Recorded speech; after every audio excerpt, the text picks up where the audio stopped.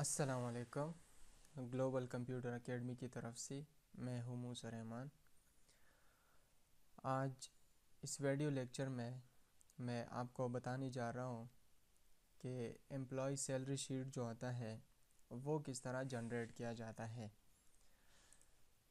तो यहाँ पे हम पूरी डिटेल के साथ एम्प्लॉय सैलरी शीट जो है वो यहाँ पे बनाएंगे और इसमें हम ये देख सकेंगे कि एम्प्लॉय सैलरी शीट जो है वो हम किस तरह बना सकते हैं। तो स्टार्ट करते हैं आज का लेक्चर। तो यहाँ पे हम कुछ कॉलम्स की हेडिंग लिखना चाहते हैं। इसमें जो सबसे पहला कॉलम हेडिंग है वो है एम्प्लॉय की जो पर्सनल नंबर होती है वो हम लिखते हैं। अब उसके बाद हम एम्प्लॉय नेम लिख देते हैं। एम्प्लॉय नेम के बाद एम्प्लॉय डिजिग्नेशन लिख देते हैं। एम्प्लॉय डिजिग्नेशन की बात कि कौन से मंथ की सैलरी जो है हम जनरेट कर रहे हैं वो मंथ लिख देते हैं। अब मंथ के बाद है बेसिक सैलरी कि एक एम्प्लॉई जो है उसकी बेसिक सैलरी जो है वो कितने है। बेसिक सैलरी के बाद हम उसकी जो कन्वेंस अलाउंस है वो यहाँ पे लिख देते हैं। अब कन्वेंस अलाउंस के बाद हम लिख देते हैं मेडिकल अलाउंस। जैसे कि आप सबको पता है कि एक कंपनी जो होती है उससे जो एम्प्लॉयज़ है उसको मुख्तलिफ अलाउंसेस मिलते हैं, तो वो सारे जितनी भी अलाउंसेस है वो हम यहाँ पे लिख देते हैं। HR अलाउंस का मतलब है हाउस रेंट अलाउंस। जो एम्प्लॉय होते हैं उसकी घर का जो रेंट होता है उसकी भी अलाउंस होती है। अब यहाँ पे कुछ और भी अलाउंसेस होते हैं उसको हम लिख देते हैं अदर अलाउंसेस। अगर होती है तो हम लिखेंगे, अगर नहीं होती तो नहीं लिखेंगे। अब उसके बाद है जीपी फंड। जीपी फंड इसका मतलब है जनरल प्रोविडेंट फंड। तो जीपी फंड हर एक एम्प्लॉय के अपने पैसे होते हैं।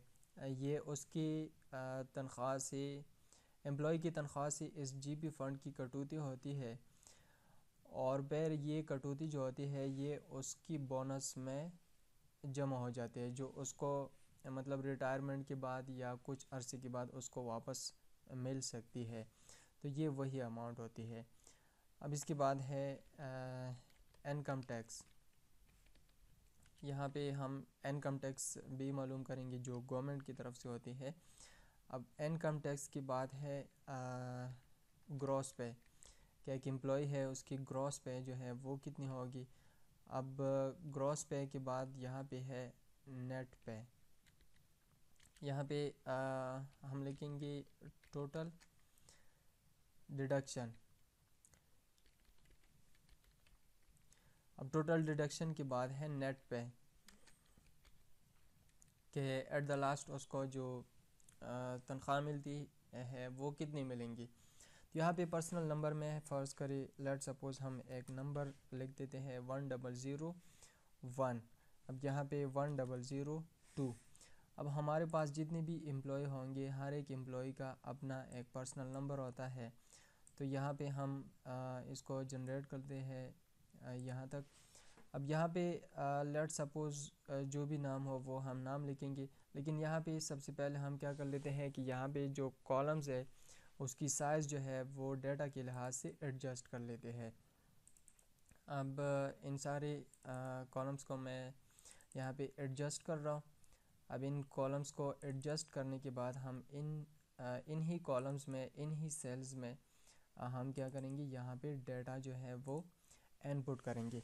तो फ़र्ज़ करें यहाँ पे नेम जो है नासिर, अहमद, फराज, वकास, उस्मान, अली, उमर, इनायत, यहाँ पे फरहाद, नोमान एंड मोहेब। ये कुछ डाटा हमने लिख दिया। अब यहाँ पे ये एम्प्लॉयज़ नेम है।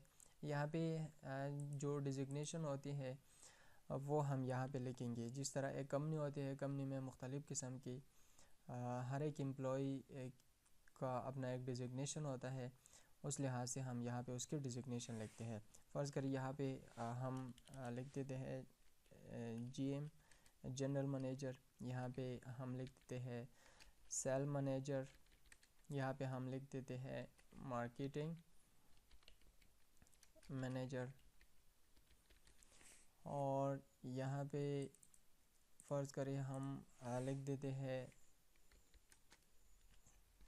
सेलमैन, सेल, यहाँ पे हम लिख देते हैं सेल, फ़र्ज़ करें यहाँ पे हम लिख देते हैं सेलमैन।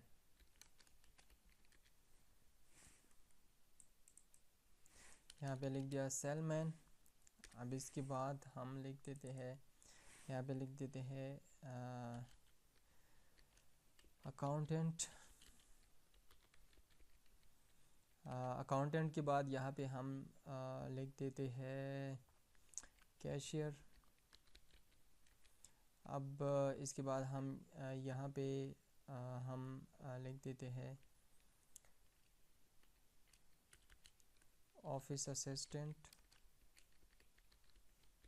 लिख देते हैं वॉचमैन, और यहाँ पे हम लिख देते हैं स्वीपर, और यहाँ पे हम जो है वो लिख देते हैं IT ऑफिसर, और यहाँ पे हम लिख देते हैं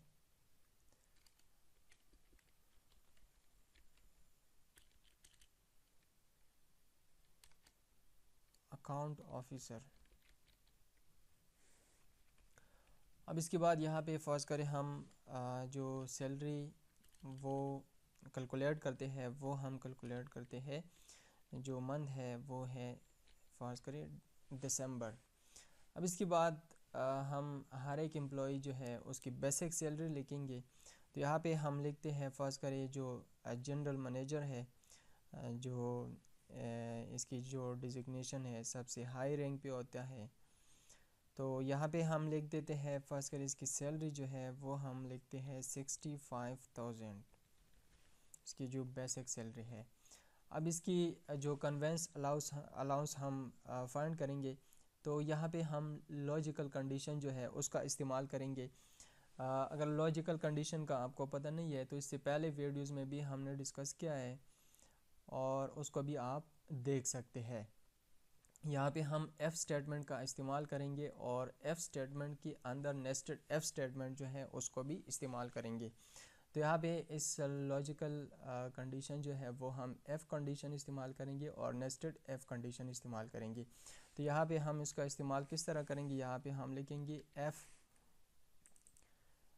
अगर एक एम्प्लॉय है उसकी बेसिक सैलरी जो है वो ग्रेटर या इक्वल है 5,000 से, तो उसकी जो बेसिक सैलरी है उस हिसाब से उसको लगना चाहिए कन्वेंस अलाउंस जो है 5%। तो यहाँ पे हम मल्टीप्लाई करेंगे 5% के साथ। अब इसके बाद एफ़ अगर एक एम्प्लॉय है उसकी जो बेसिक सैलरी है वो ज़्यादा है या बराबर है 10,000 की, तो उसको जो कन्वेंस अलाउंस जो है उसकी बेसिक सैलरी के साथ उसके जो कन्वेंस अलाउंस जो है वो लगना चाहिए 10%। तो यहाँ पे हम लिख देते हैं बेसिक सैलरी को मल्टीप्लाई कर देते हैं 10% के साथ।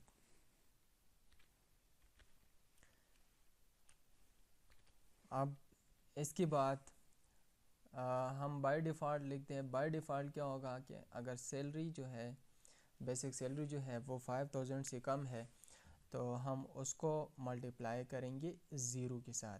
इसका मतलब है कि उसको कन्वेंस अलाउंस नहीं लगेगा। तो यहाँ पे हम लिख देते हैं कि बेसिक सैलरी जो है वो मल्टीप्लाई करें बाय डिफ़ॉल्ट 0% के साथ। तो यहाँ पे हमने लिख दिया 0%। अब यहाँ पे 2 ब्रैकेट्स जो है हमने ऑलरेडी ओपन किए हैं, तो ये ब्रैकेट्स हम क्लोज़ करेंगे और यहाँ पे एंटर प्रेस करेंगे। तो ये जो बेसिक सैलरी है इसकी ये जो पहला एम्प्लॉय है GM नासिर, इसकी सैलरी जो है वो है बेसिक सैलरी 65,000 और इसकी कन्वेंस अलाउंस जो है वो मालूम हो गया, यहाँ पे वो है 3,250 रुपया। अब हम इससे यहाँ से हम इस लॉजिकल कंडीशन को यहाँ से हम कॉपी करेंगे और इसको हम यहाँ पे पेस्ट करेंगे। यहाँ पे हमने पेस्ट कर दिया। इसका मेडिकल अलाउंस जो है वो भी यहाँ पे फाइंड किया जाएगा। तो मेडिकल अलाउंस जो है वो भी इसी तरीके से हम मालूम कर सकते हैं। अब इस तरह इसकी जो हाउस रेंट अलाउंस जो है वो भी इस तरीके से मालूम किया जाता है। अगर उसके कुछ और अलाउंसेस हैं तो वो भी हम यहाँ पे लिखेंगे। अब इसके बाद है GP फ़ंड। तो यहाँ पे हम पेस्ट कर लेते हैं Ctrl+V। अब GP फ़ंड के लिए हम क्या कर लेते हैं, GP फ़ंड के लिए हम इसमें एक और कंडीशन का इजाफा करते हैं। अब वो कंडीशन क्या होगा, कंडीशन ये होगा कि अगर एक एम्प्लॉई जो है उसकी सैलरी जो है वो ज़्यादा है 25,000 से, तो उसकी जो कन्वेंस अलाउंस से कटिंग होगी वो होगी 15%। तो यहाँ पे अगर बेसिक सैलरी को हम मल्टीप्लाई करेंगे 15% के साथ, यहाँ पे ग्रेटर आर इक्वल टू 25,000, तो उसकी जो बेसिक सैलरी है वो मल्टीप्लाई होना चाहिए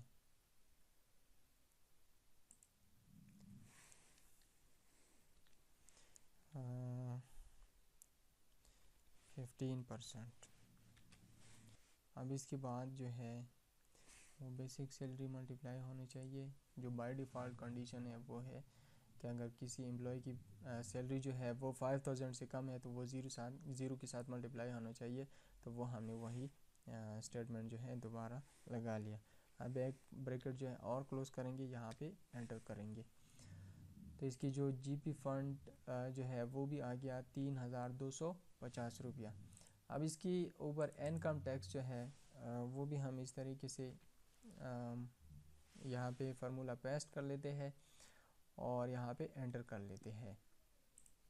तो GP फ़ंड जो है इससे हम एक यहाँ पे 15% जो है उसका हम यहाँ से वो हमने ऑलरेडी रिमूव किया हुआ है, तो ठीक है। अब इसके बाद जो है ग्रॉस पे है और उसके बाद रिडक्शन और नेट पे। तो यहाँ पे ग्रॉस पे हम किस तरह मालूम करेंगे, यहाँ पे जितनी भी हमारे पास बेसिक सैलरी है और कन्वेंस अलाउंसेस है इन सब को हम यहाँ पे सम करेंगे और इसके बाद इससे हमारे पास यहाँ पे आ गया ग्रॉस पे। अब इसके बाद टोटल डिडक्शन जो है वो हम यहाँ पे मालूम करेंगे। हम लिखेंगे सम और उसके बाद हम लिखेंगे ये दोनों वैल्यूज़ हम यहाँ पे सेलेक्ट करेंगे और यहाँ पे क्लोज करेंगे, एंटर करेंगे। तो टोटल डिडक्शन जो है वो है 6,500 और यहाँ पे हम मालूम करेंगे नेट पे। तो नेट पे में यहाँ पे हमारे पास जो ग्रॉस पे है इज इक्वल टू सम, यहाँ पे ग्रॉस पे हमारे पास जो है वो है 81,250 और इससे हम माइनस करेंगे टोटल डिडक्शन। तो यहाँ पे हमने वो माइनस कर दिया और यहाँ पे एंटर कर दिया। तो इस एम्प्लॉय की जो यहाँ पे हमारे पास नेट पे मालूम हो गए वो है 74,750। तो यहाँ पे हम सबसे पहले बेसिक सैलरी जो है हर एक एम्प्लॉय के लिए वो यहाँ पे इनपुट करेंगे। तो फर्स्ट करें यहाँ पे है सेल मैनेजर, तो इसकी जो सैलरी है वो है 60,000। अब इसके बाद मार्केटिंग मैनेजर जो है उसकी जो सैलरी है वो है 55,000।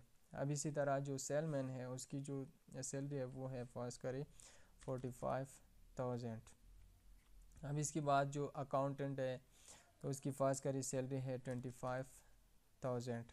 अब इसके बाद कैशियर जो है, कैशियर की जो सैलरी है वो है 18,000। अब इसके बाद ऑफिस असिस्टेंट जो है उसकी फर्स्ट करी सैलरी है 14,000। अब इसके बाद वॉचमैन जो है उसकी सैलरी है 10,000। 7,000। अब इसके बाद स्वीपर जो है उसकी सैलरी है 7,000। अब IT ऑफिसर है उसकी जो सैलरी है वो है 18,000 और अकाउंटेंट जो है उसकी भी सैलरी है 17,000।